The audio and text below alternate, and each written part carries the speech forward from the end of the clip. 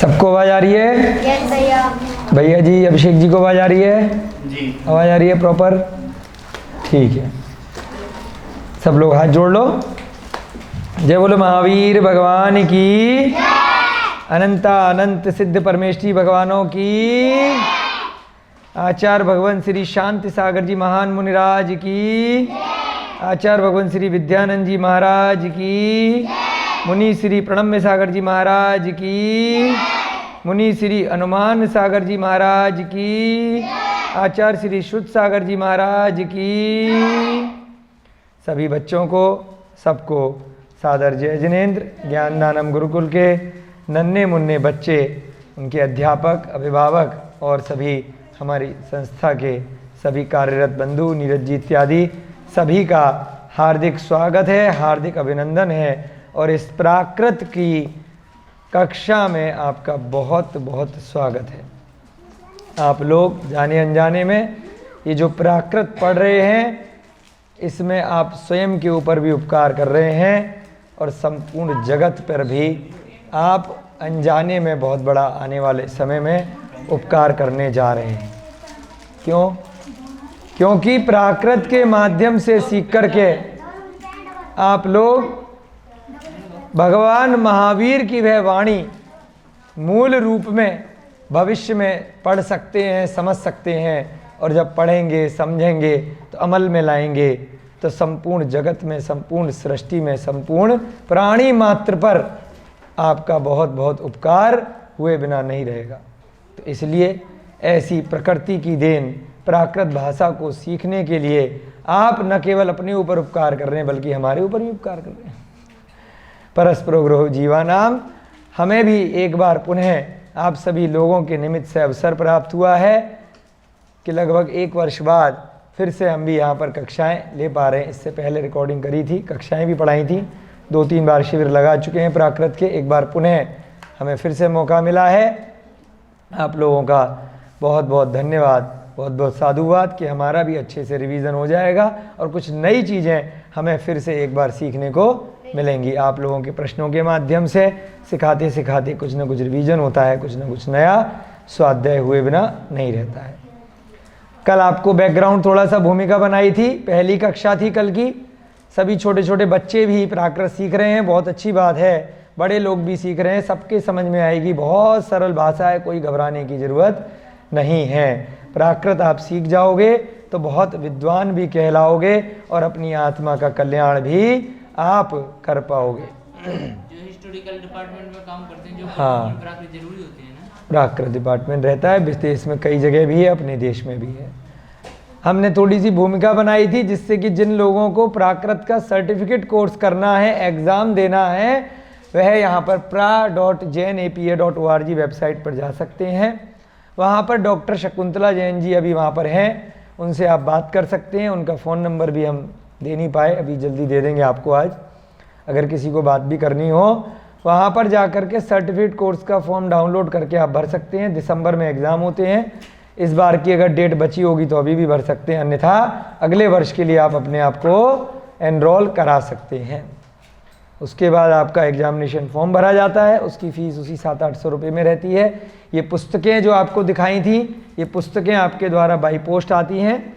इसके लिए कुछ अलग से शुल्क नहीं देना है। इसके अलावा भी कुछ पुस्तकें और भी आती हैं जिसमें प्राकृत की हिस्ट्री वगैरह वह सारी लिखी होती है। वह सब आपके 2 पेपर इसमें होते हैं, 2 एग्ज़ाम।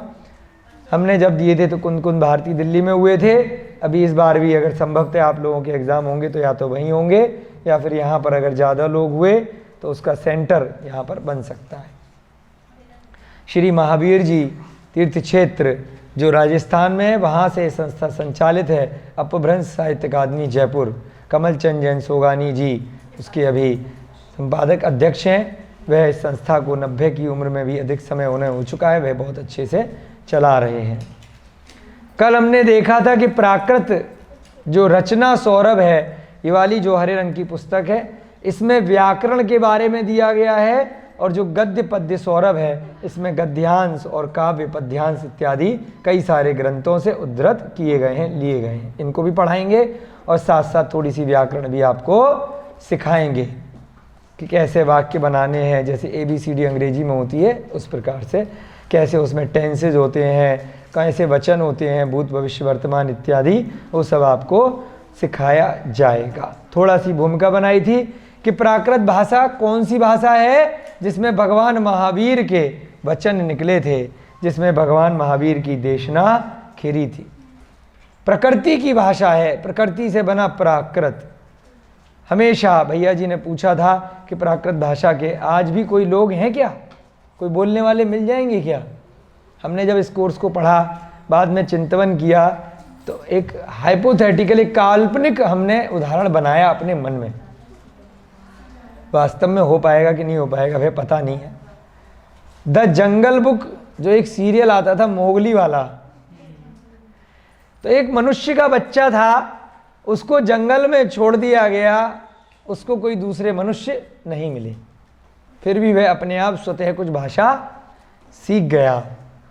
क्योंकि जो जानवर हैं उनके पास हमारी तरह ये इस प्रकार से तालु नहीं है, इस तरह से दंत में जीभ नहीं लगती है, इस प्रकार से कंठ के द्वारा आवाज़ बाहर नहीं निकलती है। अगर जानवर बहुत चाहेंगे भी तब भी इस प्रकार से जो मनुष्य शब्द बोल पाते हैं वैसे शब्द नहीं बोल पाएंगे। गाय है मूँ मूँ करके वाँ वाँ करके करेगी, कुत्ता है भौं भौं करेगा, बिल्ली है म्याऊं म्याऊं करेगी, बकरा है वो अलग तरह से आवाज़ निकालेगा, गधा है ढैंचू ढैंचू निकालेगा। तो ऐसे अलग अलग जानवरों की अलग अलग प्रकार से आवाज़ें निकलती हैं। पक्षियों की हजारों प्रकार से अलग अलग पक्षी की अलग अलग आवाज़ें निकलेंगी, परंतु वह पूरी तरह से मनुष्य की ध्वनि, मनुष्य की बात नहीं कर पाएंगे, क्योंकि उनके पास सारी जो कंठ इत्यादि, जो तालुका, कंठ, जिह्वा है ना, बहुत सारी जो वस्तुओं की ज़रूरत है वह सब उचित अनुपात में उनको नहीं मिली। इस कारण से वह वैसे ही शब्द नहीं बना पाएंगे। कोई कहेगा तोता तो हमारा नाम लेता है, वो एक आधा नाम कुछ कुछ अपने चोंच के माध्यम से, ध्वनि के माध्यम से निकाल पाता है, एज इट इज़ वह भी नहीं बोल पाएगा बिल्कुल पूरे पूरे शब्द। बोल भी पाएगा तो उसको पता नहीं होगा वो क्या बोल रहा है, जो आवाज़ें सुन रहा है उसको बस नकल करने का प्रयास थोड़ा थोड़ा सा करता है। इसलिए बोलते हैं रट्टू तोता, रट लेता है, अर्थ भले ही नहीं भी पता हो तो एक आधा शब्द निकाल लेते। कोई कोई पक्षी हुए वह सारे शब्द, सारी भाषाएं नहीं बोल पाते हैं। परंतु यदि मनुष्य का जीव जंगल में छोड़ दिया जाए, जैसे मोगली का उदाहरण दिया, तो शायद वह प्रकृति से जो भाषा सीखेगा, जो बोल पाएगा, उसी को यहां पर प्राकृत कहा। जो भाषा अपने आप प्रकृति से आती है। हाथी को आपने किडनैप कर लिया जंगल से, उसके बच्चे को ले आए, अभी वो बोलना नहीं सीखा था, उसको कहीं ला करके रख लिया, वह अपने तरीके से जो हूँ हूँ करके बोलेगा, वो प्रकृति की भाषा है, अपने आप से आएगी। तोते के बच्चे को लोग किडनैप कर करके ले आए, पिंजड़े में रख लिया, छोटा सा बच्चा आया 2, 4, 5, 10 दिन का, अपहरण करके आया, नहीं करना चाहिए, लेकिन अगर किसी ने कर लिया, वह साल भर बाद, 6 महीने बाद जो भाषा बोलेगा वो प्रकृति की अपने आप अपनी भाषा बोलेगा। बोलेगा नहीं बोलेगा? कुत्ते के बच्चे को आप ले आए, वो दूसरे कुत्तों के संपर्क में नहीं आया, आपके 5 स्टार घर में रहने लगा, फिर भी कुछ दिनों बाद वो आपके शब्द नहीं बोल पाएगा, अपना भौं-भौं करके अपनी ही भाषा बोलेगा, उसी में संकेत देगा। तो ऐसे ही मनुष्य की जो प्राकृतिक भाषा है, जिसमें वह बिना किसी के संपर्क में आए अपने आप अपनी आत्मा से जो सीख जाएगा, जो बोल लेगा, उसको क्या बोलते हैं? प्राकृत भाषा बोलते हैं। फिर हमें क्यों नहीं आ रही? हमें इतनी टफ क्यों लग रही है? क्योंकि हमने अपने संस्कारों में बचपन से जिस घर में रहे, जिस परिवार में रहे, हमने दूसरी भाषा को सीख लिया। अपनी मूल भाषा जो मनुष्य की भाषा थी उसको हम भूल गए। इस कारण से दोबारा से उसको जीवित करने के लिए प्राकृत भाषा यहाँ पर सिखाई जा रही है, क्योंकि आप जो चीज़ भूल गए हैं, है ना।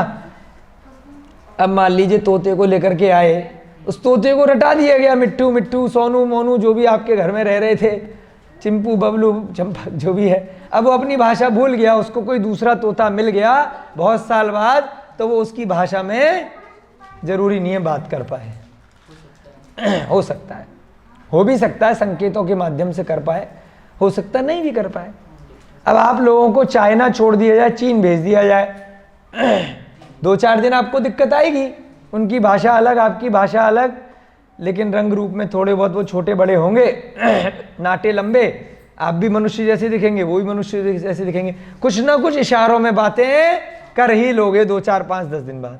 भले ही दोनों लोग एक दूसरे की भाषा नहीं जान पाते, कुछ ना कुछ समझाने के लिए भोजन चाहिए भाई, सुनाए कुछ ऐसे, कुछ भी इशारे, पानी चाहिए, कुछ ना कुछ बताओगे ना, फोटो दिखाओगे कहीं ना कहीं, तो सांकेतिक रूप से आप संवाद कर लोगे। तो ऐसे ही हो सकता है कि मनुष्यों को भी दिक्कत आती हो, पक्षियों पशुओं को भी दिक्कत आए, परंतु प्राकृतिक भाषा जो मनुष्यों की भाषा है उसको क्या कहा गया? प्राकृत कहा गया। तो भैया जी के प्रश्न का उत्तर हमने देने का प्रयास किया। हाँ, जंगलों में अगर कोई लोग रहते होंगे जो किसी और के संपर्क में नहीं होंगे, हो सकता है वे इसी प्राकृत को बोलते होंगे। इसीलिए भगवान महावीर को प्रकृति की भाषा में, प्राकृत में अपनी दिव्य देशना देनी पड़ी। इसीलिए उसको प्राकृत भाषा बोला कि पशु पक्षियों को भी प्राकृत में आ रही है, उनकी प्रकृति की भाषा उनकी अपनी है। शेर की अपनी प्रकृति की भाषा है, हाथी की अपनी भाषा है, खरगोश की अपनी भाषा है, सर्प की अपनी भाषा है, सबकी भाषा अपनी अपनी दृष्टि से प्राकृत भाषा है, प्रकृति की भाषा है, जो प्रकृति की उस जीव की पर्याय से देन है। अब बात समझ में आ गई है ना? जिस देश का जो वासी है उसके लिए उसकी मूल भाषा, उसकी आत्मा की भाषा वही प्राकृत है। तो प्राकृत भाषा सब जगह बोली जा रही है, सब जगह पढ़ी जा रही है, परंतु जानकारी नहीं है। हम कौन सी प्राकृत भाषा को सीखने के लिए बैठे हैं? वर्तमान समय के हिसाब से अगर देखा जाए तो हम उस प्राकृत भाषा को भी सीखेंगे जिन भाषा में हमारे पूर्वाचार्यों ने ग्रंथ लिखे हैं। महावीर के जो संदेश हैं जियो और जीने दो के, अहिंसा के जो संदेश हैं, जो चतुर्गतियों के दुखों के संकेत हैं, जो जिनवाणी है, जो द्वादशांग है, जो जिनागम है, उसको पूर्वाचार्यों ने परंपरा से जो इस भाषा में हम तक लेखनी के माध्यम से पहुंचाया है। वह पांडुलिपियों के माध्यम से भी हो सकता है, वह शिलालेखों के माध्यम से भी हो सकता है, वह अन्य अन्य माध्यमों से भी हो सकता है। उसको सीखने के लिए, उसको समझने के लिए हम जो भाषा को यहाँ पर सीख रहे हैं उसको हमारी दृष्टि से यहाँ पर प्राकृत कहा गया है। उसके लिए हम ये कोर्स करने जा रहे हैं। जितने भी ग्रंथ लिखे हैं, हस्तलिखित, वो सभी प्राकृत में हैं क्या? प्राकृत के बाद उस पर प्रभाव पड़ेगा, अलग अलग क्षेत्रीय समय काल का प्रभाव पड़ता है, अलग अलग समय का, है ना? जो पुराने हैं उस समय के प्राकृत हैं, उसके बाद प्रभाव पड़ रहा है। अपभ्रंश होगी भाषा, अब अपभ्रंश हो गई, मिक्स हो गई। अब ये प्रभ्रंश का भी वर्णन आगे के अध्याय में आज आएगा। तो भगवान महावीर की और बुद्ध की भी भाषा प्राकृत थी। कालिदास ने भी नाटक प्राकृत में लिखे थे, क्योंकि जनता के बीच उसको अपनी बात को कहना था। हमने एक अपने कोचिंग के माध्यम से बताया था ना कि पब्लिक जैसी है उसके हिसाब से आपको टीचर को पढ़ाना पड़ता है, नहीं तो बच्चे बोर हो जाएंगे। ऑडियंस के हिसाब से जो भी टीचर है उसको अपने आप को ढालना पड़ेगा। जैसे छोटे छोटे बच्चे हैं तो बीच बीच में हमें मजाक भी करना पड़ता है, हंसी हंसी वाली शब्द भी बोलने पड़ते हैं, नहीं तो बोर हो जाएंगे। अगर हम टोटली मजाक करते रह जाएंगे तो बड़ों पे ध्यान नहीं जाएगा। तो सबके लिए बराबर ध्यान देना पड़ता है। और अगर ऑडियंस आपकी केवल बच्चा हो तो उसमें क्या करेंगे? फिर तो टोटल मजाक चलेगा, कार्टून चलेगा, खेलकूद चलेगा, खिलौने के माध्यम से सिखाया जाएगा। जब टोटल सारे की सारे बिल्कुल किड्स हैं, कम उम्र के हैं, फिर भी उनको बात को, गंभीर बात को उनकी बातों में, उनकी भाषा में समझाना है। तो बच्चों को तो क्या होगी? बिल्कुल कोई भाषा नहीं आती, उनको तो खेलकूद की भाषा आती है, डांस की भाषा आती है, हंसी मजाक की भाषा आती है, कार्टून की भाषा आती है, चित्र की भाषा आती है। तो उनको उस भाषा में सिखाया जाता है। तो यहाँ पर क्योंकि हमें ग्रंथों का अध्ययन करना है, भगवान महावीर ने क्या संदेश दिए थे उसको ग्रहण करना है, तो इसलिए यहाँ पर जो भाषा सिखाई जाएगी वो उस दृष्टि से प्राकृत भाषा है। प्राकृत भाषा की परंपरा अपभ्रंश को प्राप्त हुई। तो भैया जी ने अपभ्रंश एक शब्द बोला था। अकादमी का नाम भी अपभ्रंश साहित्य अकादमी है, जहाँ से प्राकृत का कोर्स कराया जा रहा है। तो अपभ्रंश उसके बाद में भाषा आई, प्राकृत पुरानी है। जब उस प्राकृत पे बहुत सारी भाषाओं का थोड़ा बहुत प्रभाव पड़ गया तो उसके इफेक्ट से थोड़ी सी क्या बन गई? अपभ्रंश बन गई। जैसे अभी वर्तमान में क्या हम बोल रहे हैं? हिंदी बोल रहे। हमारे स्कूल में टीचर बोलते थे अंग्रेजी बोल रहे हो। क्या बोलते? हिंदी नहीं बोल रहे तुम, हिंग्रेजी बोल रहे हो, हिंदी प्लस अंग्रेजी। कोई बोलता है हिंग्लिश बोल रहे हो, हिंदी प्लस इंग्लिश। क्योंकि अभी हमने प्लस बोला ना, जोड़ नहीं बोल पा रहे, क्योंकि प्लस की हिंदी क्या होती है, जमा या जोड़। तो ये शब्द इंग्लिश के मिक्स हो गए। अभी मिक्स बोला, मिक्स की हिंदी क्या होती है, मिलावट, सम्मिश्रण। तो बहुत सारे शब्द हमारी मातृभाषा में ऐसे रम गए हैं, ऐसे घुस गए हैं कि हमें पता ही नहीं चल रहा कि इसमें हिंदी कौन सी है और इंग्लिश कौन सी है, पंजाबी कौन सी है और उर्दू कौन सी है। वर्तमान में हम जब दिल्ली के एनसीआर में, उत्तर प्रदेश में बैठे हैं, तो इसलिए वो हिंदी नहीं रही, अब वो खिचड़ी बन गई है ना। यहाँ पर बहुत सारी जहाँ जहाँ के लोग आकर के यहाँ पर बसे हैं, उन सब की भाषाएं सुन सुन करके हमने सीख ली और वैसे ही शब्द हम बोलने लग जाते हैं। तो ऐसे ही उस जमाने में कौन सी भाषा आ गई, अपभ्रंश, यानी कि थोड़ी सी प्राकृत भ्रष्ट हो गई, थोड़ी सी प्राकृत में मिक्सचर आ गया, मिलावट हो गई। अनंतर अपभ्रंश की परंपरा आधुनिक भाषाओं को प्राप्त हुई। वर्तमान की जो हिंदी है, चाहे पंजाबी है, चाहे उर्दू है, या जो बंगाली जितनी भी भाषाएं, ये सब भाषाएं अपभ्रंश के बाद आई, उससे प्रभावित हुई। इसमें जो भी बोले जाने की जो भी भाषाएं, दिगंबर जैन अतिशय क्षेत्र श्री महावीर जी द्वारा संचालित जैन विद्या संस्थान के अंतर्गत अपभ्रंश साहित्य अकादमी की स्थापना 1988 में की गई। कितने साल हो गए, 22 साल तो 2000 तक, 88 के बाद 22 हुए, कितने हुए, 28 नहीं 12 साल, 88 में 290, 12 साल तो उधर और 22 साल यहाँ, 22 और 12 कितने हो गए, 34 साल हो गए इस संस्था को, अपभ्रंश साहित्य अकादमी की, महावीर जी ने। प्राकृत रचना सौरभ यहाँ अपभ्रंश के अध्यार्थियों के लिए उपयोगी है, वहाँ प्राकृत को स्वतंत्र रूप से सीखने के लिए भी उपयोगी है। इससे हम अपभ्रंश भी सीखेंगे और हम प्राकृत भी सीखेंगे। इसमें विद्वान विशेषतया श्रीमती शकुंतला जैन जी बधाई की पात्र हैं, उनका भी नाम लिखा गया है। शकुंतला मैडम, जिनसे हम अक्सर फ़ोन पे बात किया करते हैं, अभी मिले थे जब हम जयपुर गए थे। अम्मा जी हैं, बहुत ही ज्ञानी हैं, बहुत ग्रंथों का पांडुलिपियों से निकाल निकाल कर अनुवाद किया है। वो बताती हैं कि बचपन से उनको सोगानी जी ने पढ़ाया, उसके बाद अब वे पूरी तरह से संस्था की होकर के रह गई। काफ़ी उम्र हो गई 50-60 की, लेकिन इतने वर्षों से संस्था में काम कर रही हैं और डॉक्टर भी हैं, PhD भी कर ली। महावीर जी बताया था शायद नाम है ना? महावीर जी से चलती है, जयपुर में अभी इसका दफ्तर है। ठीक है, चलिए। अपभ्रंश एकेडमी है, हाँ, संस्कृत अपभ्रंश साहित्य अकादमी, साहित्य अकादमी। हाँ।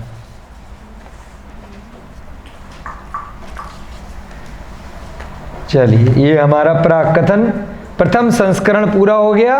इसमें सुधांशु जी कासलीवाल अध्यक्ष, महेंद्र कुमार पाटनी जी मंत्री, कमल चंद जैन सोगानी जी संयोजक, उनका बहुत बहुत आभार इस ग्रंथ को लिखने के लिए, इसको हमारे तक पहुंचाने के लिए।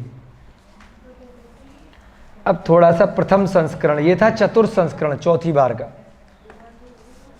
अब थोड़ा सा अपन प्रथम संस्करण, जब ये पहली बार लिखा गया था, उसको पढ़ेंगे। ठीक है, वहां से हमें बहुत सारी चीजें प्राकृत के बारे में सीखने को मिलेंगी। प्राकृत भाषा भारतीय आर्य भाषा परिवार की एक सुसमृद्ध लोक भाषा रही है।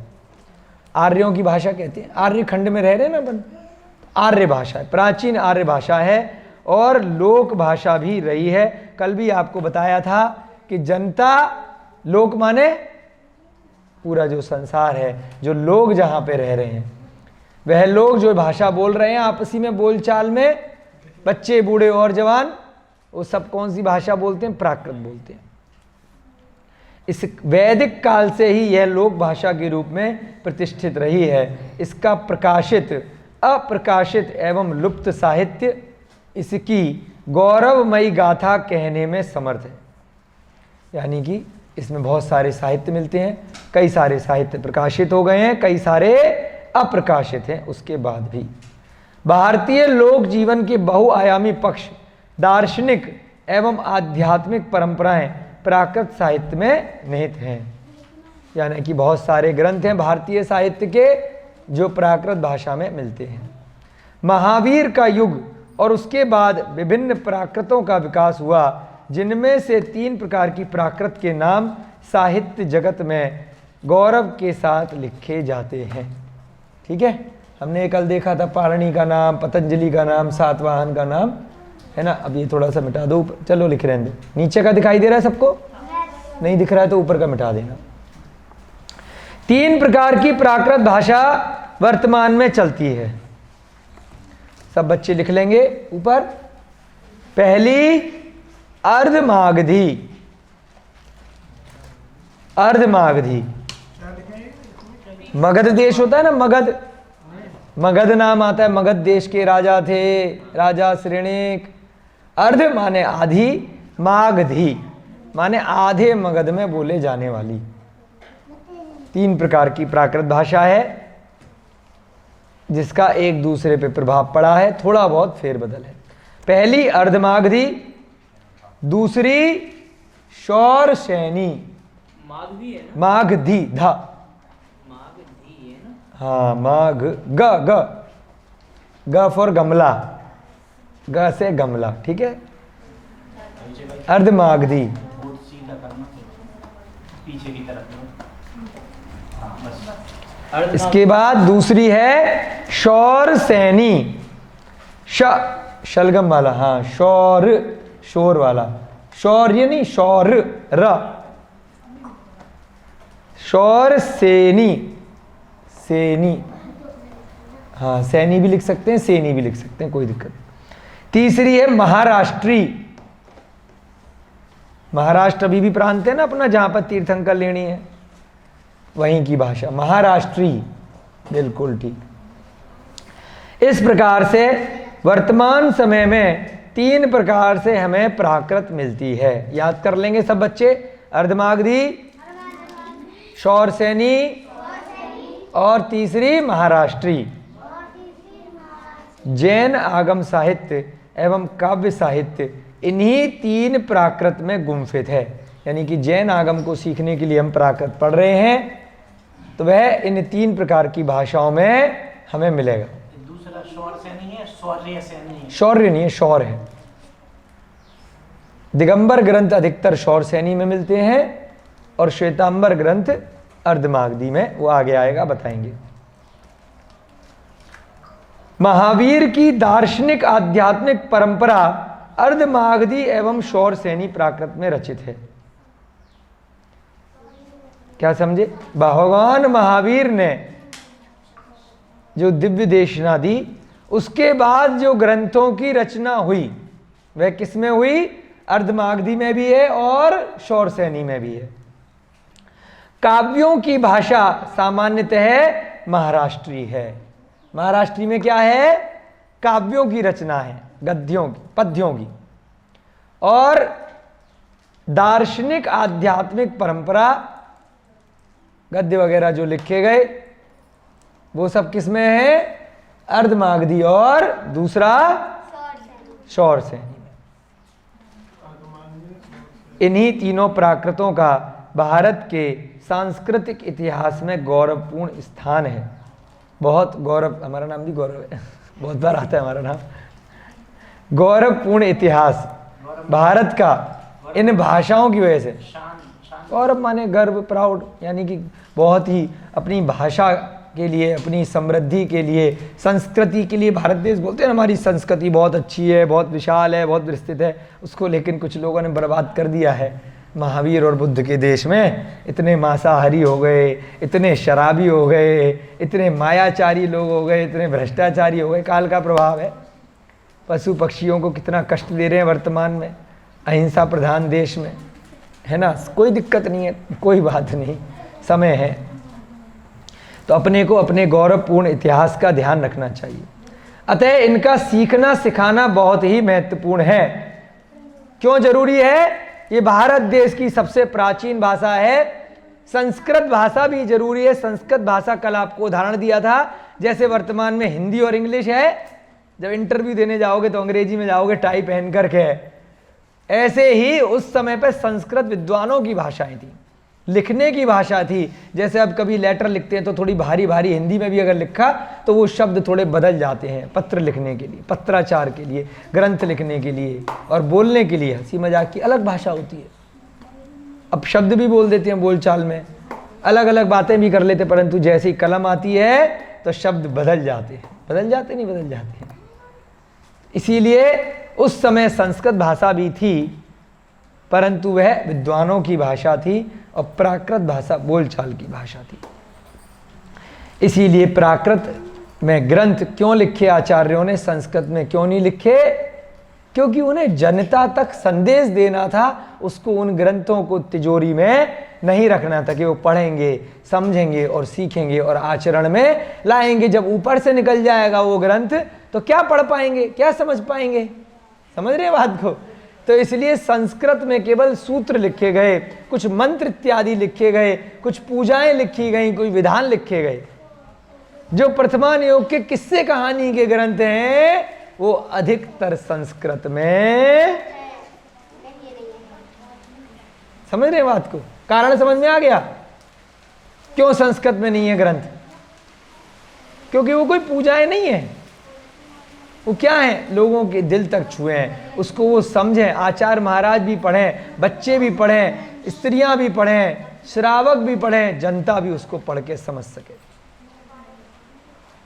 इस पुस्तक में तीनों प्रकार की प्राकृतों के प्रत्ययों को सिखाने का प्रयास किया गया है। बहुत मेहनत लगी है सोगानी जी और उनकी टीम की, कि व्याकरण को सिखाया गया है। प्रत्यय माने जो उसमें कुछ ना कुछ व्याकरण की चीजें होती है, वो आगे आएगा, आपको समझ में आ जाएगा, है ना। कुछ क ख ग घ जैसी चीजें होती हैं, प्रत्यय बोलते हैं, उसके आगे पीछे लगाए जाते हैं। शब्दों को बनाना, उसके व्याकरण बनाना, उसके वचन बनाना, टेंस बनाना, विभक्तियां बनाना, तो उसमें प्रत्यय लगाए जाते हैं।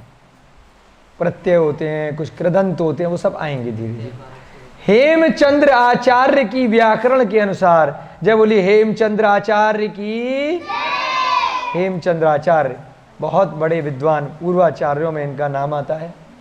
बहुत ग्रंथों की इन्होंने रचना करी है प्राकृत के लिए, सिखाने के लिए। इनको पता था कि आने वाले समय में लोगों को परेशानी आएगी, दिक्कत आएगी, तो उन्होंने क्या किया, हेमचंद्र व्याकरण की रचना करी कि भाई आगे ग्रंथों को पढ़ने में पंचम काल में अगर लोगों को दिक्कत आए, लिख दीजिए हेमचंद्र आचार्य। इन्होंने व्याकरण की रचना करी, हेमचंद्र व्याकरण, जिसमें प्राकृत की ग्रामर सिखाई गई। व्याकरण की अंग्रेजी ग्रामर।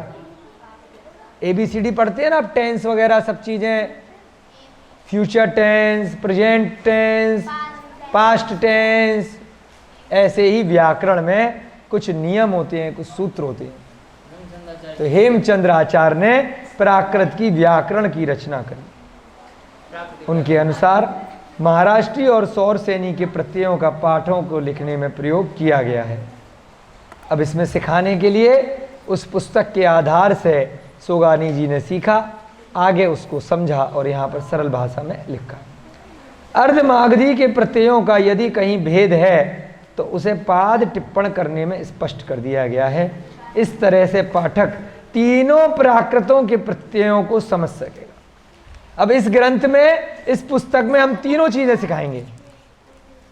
अर्धमागधी भी सिखाई जाएगी थोड़ी थोड़ी सी, सौरसेनी भी और महाराष्ट्री भी, सब चीजें मिक्स करके आपको बताई जाएंगी। पुस्तक के पाठों को एक ऐसे, हाँ, प्राकृत व्याकरण की रचना, पुस्तक के पाठों को एक ऐसे क्रम में रखा गया है जिससे पाठक सहज सुचारू रूप से प्राकृत भाषा के व्याकरण को सीख सके। बहुत आसानी से चैप्टर बनाए हैं सोगानी जी ने, बहुत सरल भाषा में, जिससे कोई सेल्फ स्टडी भी करेगा, करस्पॉन्डेंस वाला कोर्स भी करेगा। आप लोग करते हैं ना, पत्राचार से बोलते हैं कि भाई आपको डेली जाकर के, कंपलसरी नहीं है, यूनिवर्सिटी में, कॉलेज में जाकर के पढ़ना पड़ेगा। आप पत्राचार के माध्यम से भी किताबों को मंगवा सकते हैं और सीधे पेपर स्वयं के सेल्फ स्टडी से दे करके आ सकते हैं। जिनको दिक्कत आएगी, आ रही है या आ रही होगी, उसके लिए हम यहाँ पे कक्षाएं रिकॉर्ड करके YouTube इत्यादि पर डाल देते हैं। किसी को अगर उससे पढ़ना है तो पढ़ सकता है। पहले भी एक बार ऐसी कक्षाओं की हमने यूट्यूब पे वीडियो डाली थी, तो एक सुदेश आंटी हैं, एक पद्मा आंटी हैं, उन्होंने यूट्यूब से ही वीडियो देख करके एग्ज़ाम दिए और गोल्ड मेडल जीता। फिर प्रणब मिसागर महाराज जी ने उसका रोहिणी में उन लोगों का सम्मान किया। दोनों की दोनों रिटायर्ड, 70-80 साल की उम्र रोहिणी की और एक पश्चिम बिहार की आंटी, उन्होंने नेट से देखा, कई सारे लोगों ने देखा, दोनों ने बहुत अच्छे नंबर से परीक्षा उत्तीर्ण करी। तो ऐसा नहीं है कि आप ऑनलाइन शिक्षा को ग्रहण नहीं कर सकते हैं। वर्तमान समय में अगर कुछ साधन है, कुछ विज्ञान ने कुछ तरक्की की है तो उसको भी नमस्कार है। अगर कुछ अच्छा काम भी किया है तो कुछ विज्ञान ने गड़बड़ियाँ भी करी हैं, झूठ फैलाना भी शुरू किया है, तो वो गलत चीज़ है, वह नहीं करना चाहिए। तो आप लोग ऑनलाइन भी पढ़ सकते हैं, कोई भी दिक्कत नहीं आएगी। प्राकृत में वाक्य रचना से ही प्राकृत व्याकरण सिखाने का प्रयास किया गया है। पाठक प्राकृत में रचना करने का अभ्यास भी कर सकेंगे। इसको सीखने के बाद में एक पुस्तक और है येलो कलर की यहीं पर, वह अभ्यास के लिए पतली पुस्तक है। एक एक चैप्टर के बाद अभ्यास के लिए आपको प्रतिदिन होमवर्क दिया जाएगा। वो पुस्तक आप देख लीजिएगा, यहीं पर रखी होंगी।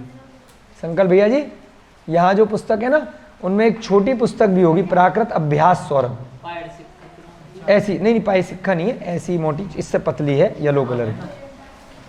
हाँ, तो वो कल निकाल देना आप अलमारी में से, वो भी दिखा देंगे। तो जैसे ही पहला चैप्टर आपका पूरा कराएंगे, उसके बाद आप सब बच्चों को, बड़ों को उस पुस्तक के माध्यम से अपना होमवर्क करके अगले दिन लेकर के आना है। प्राकृत में रचना करने का अभ्यास कर सकते हैं आप। सौर सैनी और महाराष्ट्री प्राकृत के लिए हेमचंद्र आचार्य के प्राकृत व्याकरण के सूत्रों का आधार प्रस्तुत पुस्तक के पाठों में लिया गया है।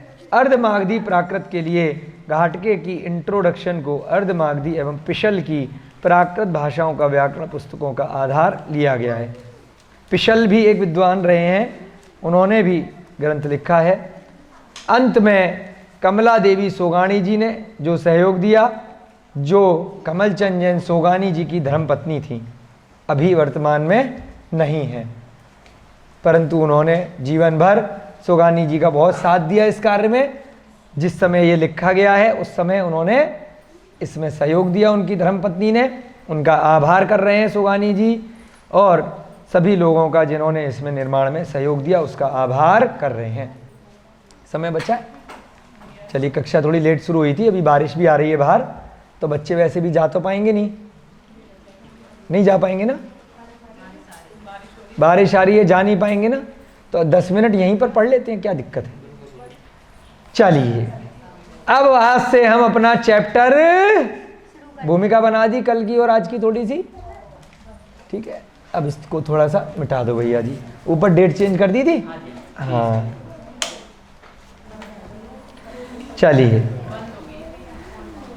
कोई बात नहीं, बस वर्णमाला सीखेंगे, उसके बाद बच्चों को होमवर्क मिल जाएगा आज का। प्राकृत वर्णमाला, हाँ, ऊपर लिखो प्राकृत की वर्णमाला। एक ऐसी वाली पुस्तक भैया जी के लिए भी वहां से दे देना, सबकी पुस्तकें हैं ना, तो देखने में आसानी रहेगी। प्राकृत की वर्णमाला, पहला चैप्टर शुरू कर रहे हैं अपन आज, प्राकृत की वर्णमाला। जैसे जब अंग्रेजी सिखाई जाती है LKG में, UKG में, तो क्या सिखाते हैं, ABCD, ऐसे ही यहाँ पर प्राकृत की वर्णमाला आपको सिखाई जा रही है, ठीक है। सबसे पहले लिखो, 2 प्रकार के इसमें होता है, एक स्वर और एक व्यंजन। हिंदी से काफ़ी मेल खाती हुई है, तो जिन बच्चों ने अपने स्कूल में या यहाँ पर जो ज्ञानदानम गुरुकुल में शिक्षा चल रही है, हिंदी अगर पढ़ाई गई है तो हिंदी से बहुत सारी चीज़ें मिलती जुलती हैं। स्वर और व्यंजन, बिल्कुल ठीक।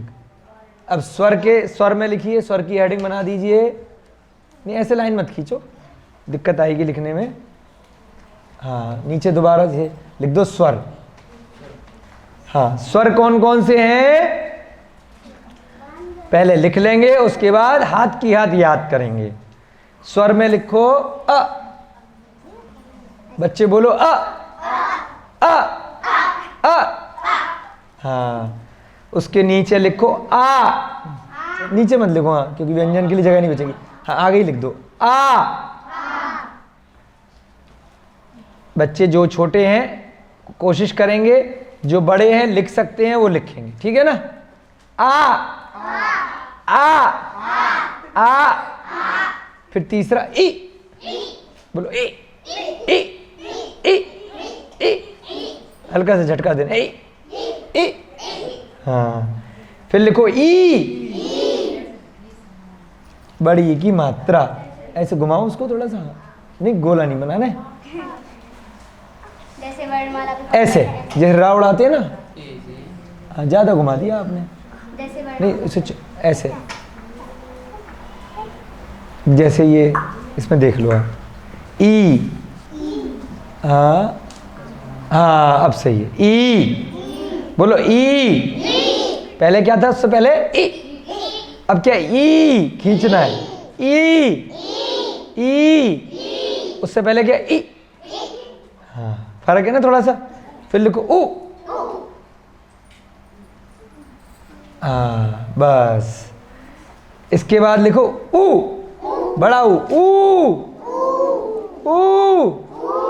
ऊ, अब लिखो ए, ए, ए जी, ओ जी, सुनो जी। अब लिखो ओ, आई नहीं आएगा इसमें, ओ, बस इतनी वर्णमाला है। अब जिन बच्चों को हिंदी की अगर याद है तो एक के साथ में एक आई और आता है, यानी कि मात्रा आती है, वो इसमें नहीं होता, ठीक है। और ओ के बाद औ आता है, औ भी इसमें नहीं होता, ठीक है। तो इसको लिखेंगे सारे बच्चे, इसे बोलते हैं स्वर, मात्राएं होती हैं इसकी। बोलो अ, आ, इ, ई, उ, ए, ओ, आ, इ, ई, उ, ए, ओ, ठीक है। सब बच्चे देखो अभी बचपन से सीखेंगे ना तो बहुत जल्दी सीख जाएंगे। हाँ, इसके बाद भैया जी लिखेंगे व्यंजन। हाँ लिख लो यहीं पे, कोई दिक्कत नहीं है। हाँ लाइन खींच लो, कोई बात, आ जाएगा, छोटा छोटा दिख जाएगा बच्चों को। व्यंजन, अब क, हाँ व्यंजन, व्यंजन के नीचे लिखो, हाँ व्यंजन लिखा हुआ है कोई बात नहीं, यहाँ पे क लिखो, क। बस व्यंजन लिखने के बाद फिर जाएंगे बच्चे, है ना, क, फिर दूसरा कॉमा लगा के ख, 5 आ जाए, इतनी जगह लिखना है ना, लगा के लिखो, ये रव नहीं है, मिला के लिखते हैं खा में, कपड़े से मिटाया करो। ख, ग, उसके बाद घ, एक लाइन में लिखो 5 शब्द, गड़बड़ हो जाएगी। हाँ नहीं तो फिर स्वर वाला मिटा दो। दिखाई दे रहा है, क, ये क्या आ गया, ख, ये क्या आ गया,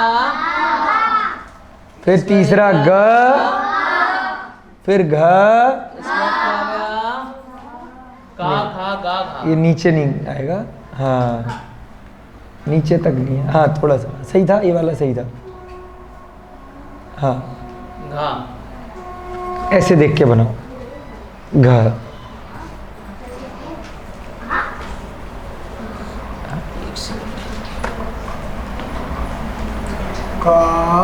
हाँ आप बढ़िया, देखो ये भी सीख रहे हैं आपके गुरुजी भी, सीखने की कोई उम्र नहीं होती है ना। घ, इसके बाद ड लिख के फिर बिंदी लगाओ, उसे बोलते हैं अण्य,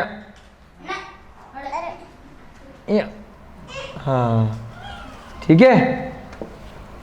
क ख ग घ य, क ख ग घ य, क ख ग घ य, है ना, याद कल करा देंगे, आज लिखवाएंगे। इसके नीचे लिखो, लिख लो पहले आप, फिर क्लास का समय हो रहा है ना, लेट हो रहे हैं।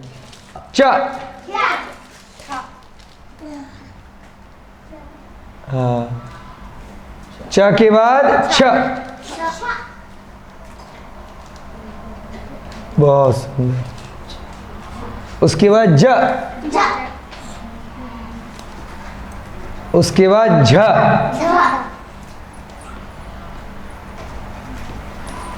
उसके बाद फिर से अणा, ऐसे वाला, वहीं पे यहीं पे 5-5 लिखने हैं आपको। बिल्कुल ठीक, वेरी गुड। उसके बाद ट, दूसरा ठ,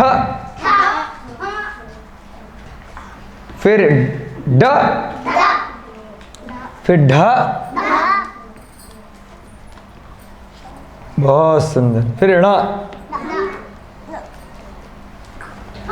है ना। जिन बच्चों को जल्दी जाना होता है तो जा सकते हैं, फिर चलो 2 मिनट बाद चले जाना। त, थ, थ, नहीं ऐसे नहीं, ऐसे नहीं,